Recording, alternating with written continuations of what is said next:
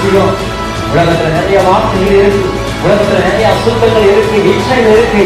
Command அடிக்கிறதுல, கேள்வி பண்றதுல, கிண்டல் பண்றதுல, பரியாசம் பண்ணுவதுல, தமிழ் மேனிகளை பேசுறதுல எவ்வளவு எவ்வளவு எவ்வளவு தந்திரமான வார்த்தைகள், தந்திரமான சூழ்ச்சிகள், தந்திரமான காரியங்கள் உலகத்தில் இருக்கிறது. அதை பார்த்து என் தேவனுடைய வார்த்தை ஜீவன் உள்ளது, வல்லமை உள்ளது, மகிமை உள்ளது, மகத்துவம் உள்ளது, பரிசுத்தம் உள்ளது, நீதி உள்ளது.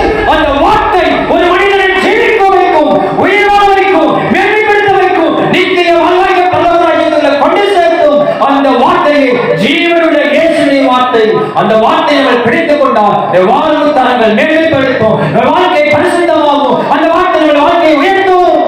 இந்த வார்த்தைக்காக முக்கியம். பைபிளை படிக்கணும். பைபிள் வச்சிருக்கிறதால கிறிஸ்தவன் அல்ல, சபைக்கு வருவதால கிறிஸ்தவன் அல்ல, காணியை கொடுப்பதால கிறிஸ்தவன் அல்ல.